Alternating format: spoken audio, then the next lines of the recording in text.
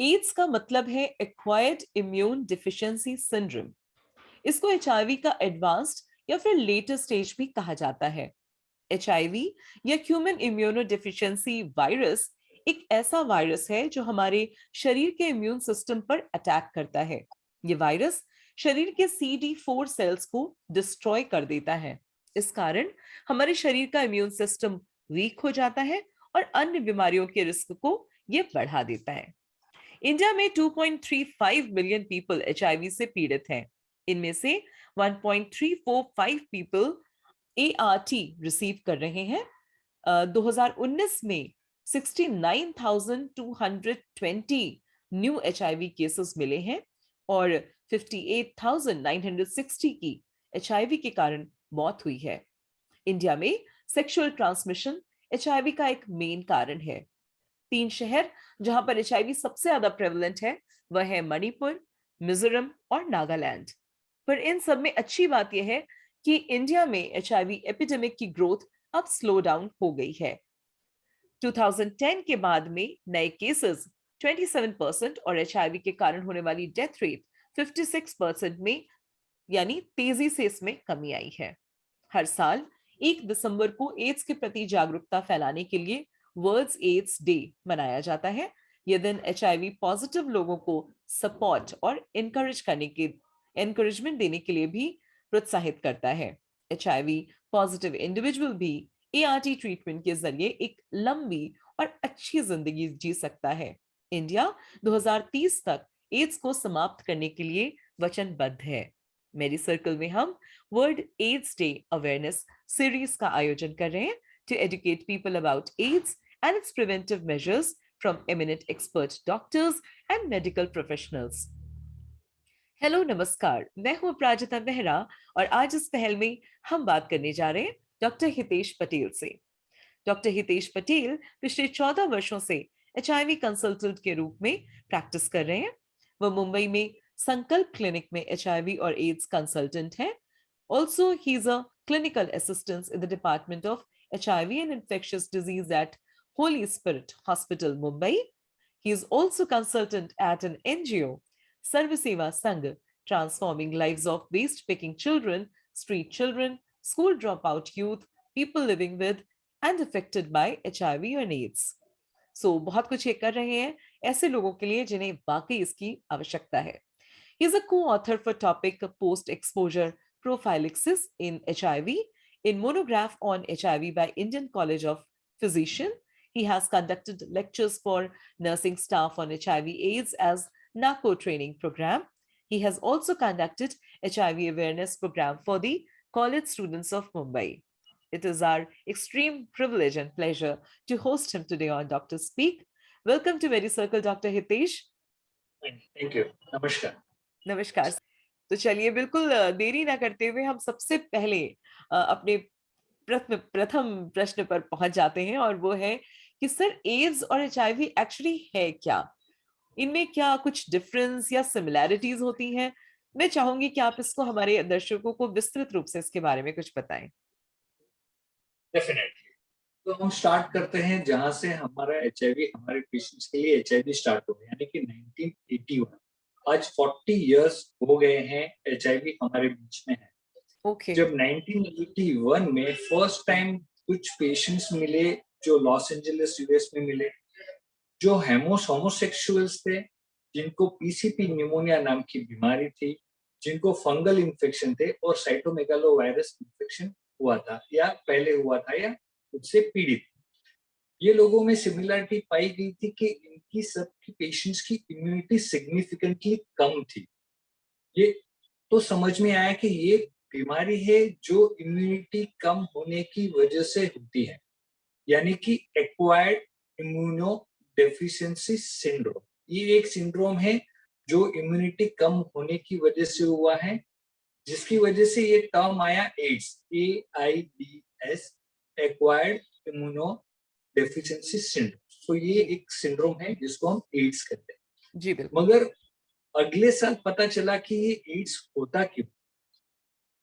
अगले साल 1982 में, नेक्स्ट ईयर 1982 में साइंटिस्ट ने एचआईवी पेशेंट्स में से वायरस को ढूंढा और वो वायरस था HIV वायरस। तो ये एक सिंड्रोम है जो HIV वायरस की वजह से होता है। जो HIV वायरस हमारे पेशेंट की इम्यूनिटी के ऊपर अटैक करता है और उसको सिग्निफिकेंटली लो डाउन कर देता है, तब ये एड्स में कन्वर्ट होता है। That's how AIDS all right, so term that is आया द और ओरिजिन। दैट इज मतलब ऑल। HIV यानी एक वायरस के शरीर में आ जाने पर, वो भी तब जब व्यक्ति का इम्यून सिस्टम वीक हो, ऐसे में ये बिल्कुल, वायरस आया और इस वायरस के आ जाने से जो बीमारी हुई वो एड्स है। वो तो बीमारी एसेंशियली का हमें रूप है। जी, जी, ऑल राइट। जब तो सर स्टेजेस होते हैं HIV इन्फेक्शन में, स्टेजेस होते हैं, स्टेज 1, स्टेज 2, स्टेज 3। जी, अभी हम इंसान की कोई पेशेंट की इम्यूनिटी मेजर करने के लिए हम टेस्ट करते हैं जिसको हम CD4 सेल काउंट कहते हैं। All right. तो नॉर्मली CD4 सेल होते हैं करीबन 450 से लेके 1600 सेल्स पर ml ऑफ ब्लड।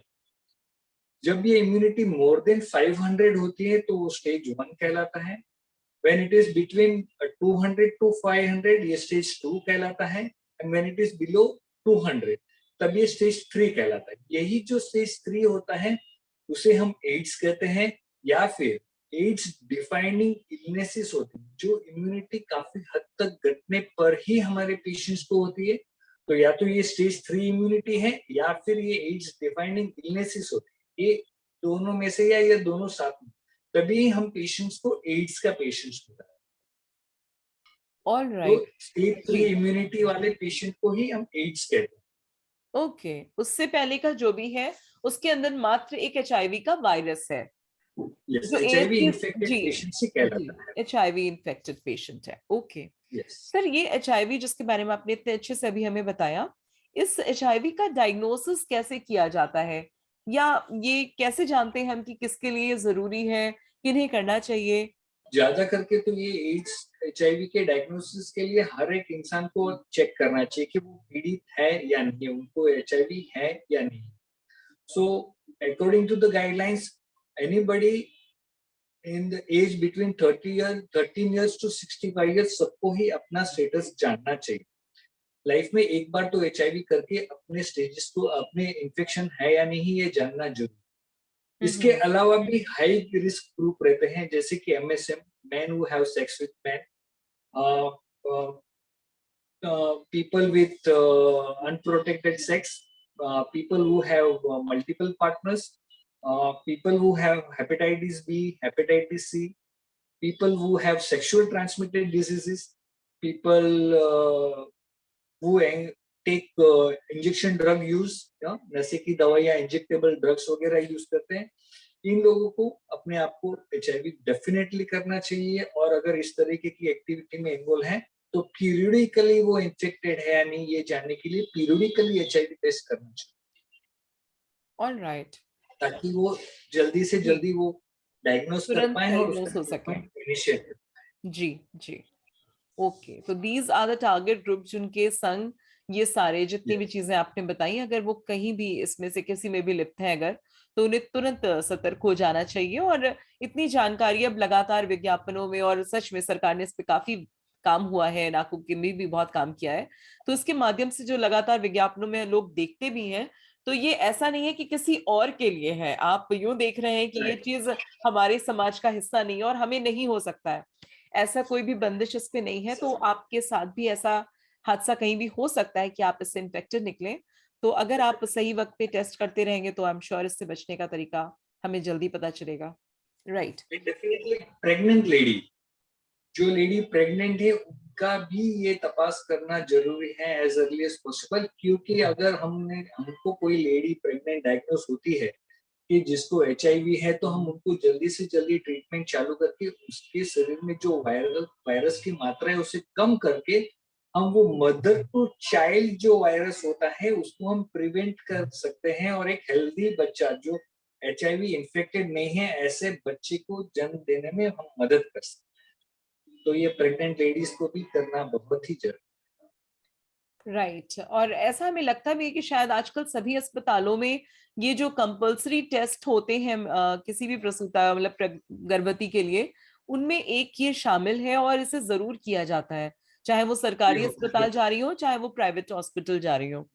तो ये बहुत अच्छी और चीज थोड़ा है। अर्ली प्रेगनेंसी में भी करना चाहिए। लेट प्रेगनेंसी या ड्यूरिंग डिलीवरी करते ही हैं, मगर उसके अलावा अर्ली प्रेगनेंसी में भी फर्स्ट ट्राइमेस्टर में भी करेंगे, और उसी टाइम में अगर कोई इन्फेक्टेड पाया जाता है हाँ, तो तो उसमें वो संभावना है कि उसका इलाज वैक्सीन किया जा सकता है। या जी। उसका इलाज किया जाए और हेल्दी बेबी पैदा हो सकता जी बिल्कुल। सर, अब हम लोग इलाज तक पहुंच ही गए हैं, तो मेरा अंतिम और सबसे महत्वपूर्ण प्रश्न अब यही है कि एचआईवी के लिए क्या ट्रीटमेंट करनी चाहिए और कहाँ उपलब्ध है ये, इसके बारे में कुछ जानकारी दें। है। एचआईवी की ट्रीटमेंट इंडिया में वाइडली अवेलेबल है। नाको गवर्नमेंट ऑफ इंडिया ने बहुत ही अच्छा काम किया है। नाको एआरटी सेंटर्स ऑलमोस्ट हर एक तालुका प्लेसेस में भी ओपन है, और बड़े सिटीज में मल्टीपल प्राइवेट प्रैक्टिशनर्स है वो जो इस इलाज का, इस डिजीज का इलाज करने में मदद करते हैं, उसको कंट्रोल में रखते हैं। ये डिजीज को ट्रीट करने के लिए, एचआईवी को ट्रीट करने के लिए ड्रग्स होते हैं जिसको हम एआरटी बोलते हैं, एंटी रेट्रोवायरल थेरेपी, या फिर बोलते हैं heart, highly active anti retroviral therapy. ये मेडिसिन एक बार चालू करते हैं तो उसको जी। कंटिन्यूसली लाइफ लॉन्ग लेना चाहिए, क्योंकि ऐसी कोई दवाइयां आज तक नहीं बनी है जो हम कुछ समय तक पेशेंट को देके ये बीमारी को पूरी तरह से खत्म कर सके। ऐसी कोई भी ट्रीटमेंट अभी तक नहीं इन्वेंट हुई। इस बीमारी को हम हमेशा कंट्रोल में रख सकते हैं। इस बीमारी को कंट्रोल में रखने पे हमें दूसरी ऑपरेशनल इन्फेक्शन नहीं हो, इसलिए हमारी इम्यूनिटी को बढ़ा के रखने के लिए ये एआरटी की ट्रीटमेंट हमेशा लेना जरूरी है। इसी ट्रीटमेंट के अलग अलग गोल्स रहते हैं, यानी कि गोल्स अलग अलग टाइप के रहते हैं, जैसे कि क्लिनिकल गोल्स। तो क्लिनिकल गोल्स क्या होता है, तो रिड्यूस मोर्टेलिटी एंड मॉर्बिडिटी, यानी कि प्रोलॉन्ग लाइफ, अच्छी life and good quality of life. तो ये होता है क्लिनिकल गोल, कि पेशेंट को ट्रीटमेंट पे डालने पे प्रोलॉन्ग लाइफ होनी चाहिए और गुड क्वालिटी ऑफ लाइफ होनी चाहिए। दूसरा होता है वायरोलॉजिकल गोल, यानी कि हम ट्रीट करके पेशेंट के शरीर में जो वायरस है उसको मैक्सिमम टाइम के लिए और मैक्सिमम लोअर लेवल तक हम उसको सप्रेस करके रखें। अभी इस पे क्या होता है कि जब हम मिनिमम लेवल पे लाके रखते हैं तो वो हमारी इम्यूनिटी को डैमेज नहीं कर सकता है। तो इम्यूनिटी डैमेज नहीं होगी राइट। तो इंसान स्वस्थ रहेगा, अच्छा रहेगा। बिल्कुल। सही यानी बात। कि ये हो गया हमारा थर्ड वन, इम्यूनोलॉजिकल ग्रुप, यानी कि रिकंस्टिट्यूशन ऑफ इम्यूनिटी। हमारी इम्यूनिटी जो ऑलरेडी इस वायरस की वजह से डैमेज हुई है उसको रिस्टोर करना। हम उसको रिस्टोर करेंगे ताकि हमारी इम्यूनिटी जो दूसरी बीमारियां हैं उससे अच्छी तरह से लड़ सके और हमारे पेशेंट्स बीमार ना पड़े। और चौथा गोल होता है थेरेपेटिक गोल, यानी कि हमें उस तरीके की मेडिसिन चूज करनी है जो ये पहले तीन वाले गोल को अचीव कर सके, यानी कि क्लिनिकल गोल, वायरोलॉजिकल गोल और इम्यूनोलॉजिकल गोल को अचीव करे विथ मिनिमम ड्रग टॉक्सिसिटी। तो ये होता है चौथा गोल, थेरेपेटिक गोल। और पांचवा गोल होता है हमारा एपिडेमियोलॉजिकल गोल, यानी कि अगर हम हमारे पेशेंट को ट्रीट करते हैं और हमारा पेशेंट का वायरस अगर कंट्रोल में रहना रहता है तो this will reduce the HIV transmission, यानी कि एक इंसान में से दूसरे इंसान में फैलने से हम उसको रोक सकते हैं। तो ये ट्रीटमेंट गोल्स होते हैं हमारे, और ये गोल अचीव करने के लिए हमें मदद करती है एचआईवी की दवाइयां जो कहलाती है ART, anti retroviral. All right doctor, आपने बहुत ही विस्तृत, बहुत ही अच्छे तरीके से, बहुत ही कोशिश करी है, हमें जितनी भी सरलता से आप ये चीज बता पाए, उससे मुझे लगता है कि हमारे दर्शकों को ये जानकारी बहुत काम आने वाली है। ये बहुत ही महत्वपूर्ण हिस्सा है, बहुत ही इम्पोर्टेंट टॉपिक है एक ऐसा ये, जिसके विषय में अगर आपको सीधे लगता भी है कि आप नहीं इन्वॉल्व हैं, तो भी ये हमारे देश में व्याप्त है, फैला है। तो इससे हमें सतर्क और सावधान जितना रहेंगे, उतना जल्दी हम इससे इलाज पा सकते हैं, और हो सकता है हमें से ना होने के हम कारण जब जान चुके हैं, तो prevention is the best, better than cure. तो मुझे लगता है कि हमारे दर्शकों को आज बहुत सारी जानकारी मिली। Thank you so much for coming on our show sir. It was really a pleasure having you, and आपने अपना इतना अमूल्य समय हमें दिया, इसके लिए मैं पूरी मेडी सर्कल की टीम की ओर से आपको धन्यवाद देना चाहती हूँ। Thank you sir. Thank you very much.